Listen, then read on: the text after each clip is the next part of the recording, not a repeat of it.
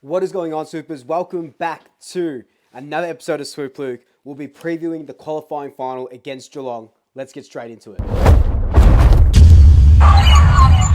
So, it's finally here. It is finally time. Pies take on Geelong, qualifying final. We got that top four chance. It is crazy. I can't believe that we're here. You know, after finishing 17th last season, to make the top four, to even make finals is a huge achievement. I had us going 13th. So it's just an insane roller coaster ride, and it's incredible. It's an incredible achievement to be where we are now, taking on the Cats at the MCG, 4:35 p.m. on a Saturday afternoon or late afternoon. At the MCG, it's just in front of 93,000 people probably. Let's get it. So the last time we played the Cats was a bit of a weird one. We kicked 9 goals in that third quarter. I think we were the only team to kick that many goals in the last century to Geelong or something crazy like that. Someone said it and I can't remember what it was, but it was something really crazy stat like that. The second team to do that, and then we go into fourth quarter with a 30-point lead, and then it capitulates, and we know what happens. Geelong go on and win that game thanks to the heroics of Cameron, if you will. In that game, what I did love was we kept with them most of the game, but in that third quarter, our pressure was just through the roof. We suffocated Geelong. We choked Geelong to not be able to run the ball. You know, you've got Ollie Henry running Joel Selwood down when he had the ball, getting that shot at goal and stuff like that. We need our pressure to be just second to none, and we know that we're a good pressure side from all these close games that we've been winning. But what happened in that Geelong game in round 3 was pressure was really, really high in that third quarter. And in that last quarter, we just lost steam and our pressure went down. Geelong were just running it out. And that's why they could, kick all those goals that they needed and take that 30-point deficit into a, whatever it was, couple of goals win. So our pressure has to be on from the get-go because Geelong are a very good first quarter team. I think their differentials are like plus 30 in first quarters, point-wise or something like that. So they're a very good first quarter team, and they go on to, statistically, they go on to win games this year when they're, winning in that first quarter. Bring the pressure, keep them to a couple of goals. I think that's where, one of our main bits will be to win this game. Just on that as well, that Geelong game, look, it would have been awesome if we had won, would have been 3 on the trot.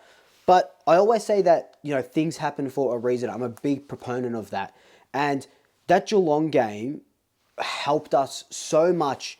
We're not winning that Essendon game. We're not winning those 2 Carlton games. We're not winning Adelaide, Gold Coast, all these close games without having that lost 1 to West Coast and 2 to Geelong. Especially from being, 5-6 goals up. What we learnt was how to hold a lead, what to do. We don't have to go fast with the ball. We can slow it down. We can just pressure it in our forward line, which is what we saw when we versed Melbourne in round 21 in round 21 when we played Melbourne. We kept it in our forward line for 3, 4, 5 minutes in that last quarter to go on and win the game. So we don't have to keep playing that quick football that we were playing at the start of the year. We can slow it down when we need to. And yeah, like I said, that Geelong game, we're still taking lessons from that Geelong game and putting it into our team now and our game plan now, which is just amazing. And yeah, it sucks that we lost, but it's also great that we lost because I don't think the season would have turned out the way it did if we had just scraped by in that game, in my opinion. Where is this game, player-wise, going to be won and lost? Jeremy Cameron is going to be huge. Tom Hawkins is going to be huge, right? We know they've got a really, really big forward line. The last time we played them, Nathan Murphy wasn't playing and Madgen was in. So now we've got Darcy Moore, Murphy, Jeremy Howe, Braden Maynard as well. So all these players, so you've got to remember, Braden Maynard was coming from a 2-game suspension. There was no cohesion in that back line. These guys know how to win these close games and know how to play on these bigger bodies. So they're only going to get better. And I think we might be able to quell them. And I'm not saying that, these guys aren't going to kick probably 4 goals each. But if they can kick 4 goals each and no one else kicks a goal, you kind of say, okay, that's not too bad. But, they've got Tyson Stengel, who made the All-Australian. Braden Maynard probably goes on to him. He's kicked 45 or something goals this year. So he's their danger man. Their forward line is very potent, but also their midfield. Their midfield does restrict balls into opponents' forward 50s. So you're not getting those inside 50s that you need. And we know that we won't be winning clearances because we've been down. We're 17th or 18th in clearance differentials for the last 6 weeks or something. We know we're not going to win clearances, so shark the ball, right?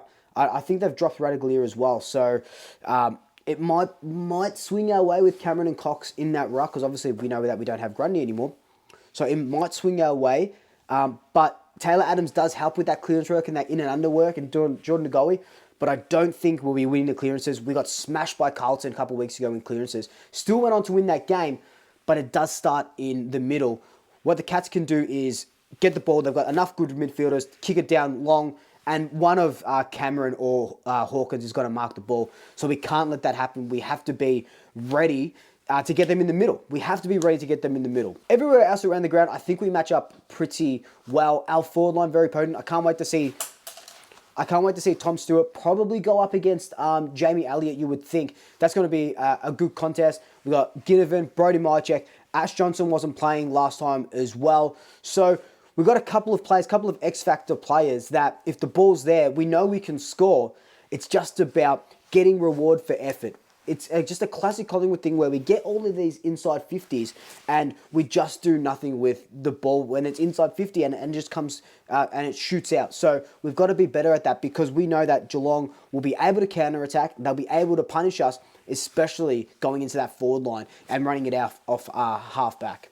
In saying that as well though, we score a lot and we do a lot of good work from our launches from fullback. So we know that Nick Dacos takes most of the kickouts he'll play on. He'll kick it towards that defensive 50, get the handball, goes in, we go down the corridor, or we're looking laterally for another guy moving. So if we can break through Geelong's forward defence with that, and I think we will. Look, Hawkins and Cameron and stuff, they're not overly quick. So if we can kind of break through their lines like that, maybe our main avenue to goal is through our half-backers. And we know we got Crisp there. We've got Johnny Noble, Isaac Quaynor, Braden Maynard. These guys can run. These guys can create opportunities. We've seen it against Essendon. We saw it against Carlton. We've been seeing it all year.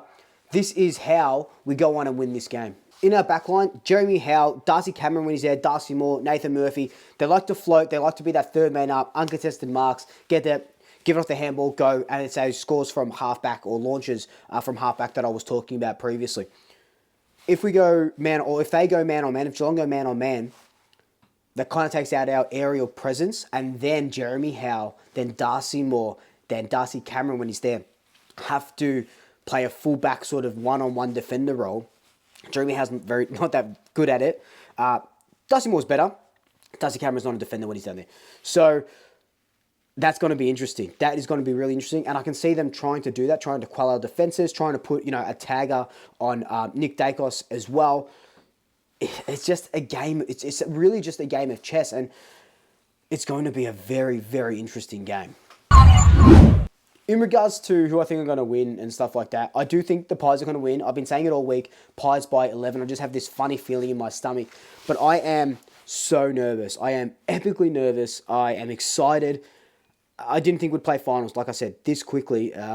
It's crazy. It's exciting, but it's crazy. But I wouldn't have it any other way.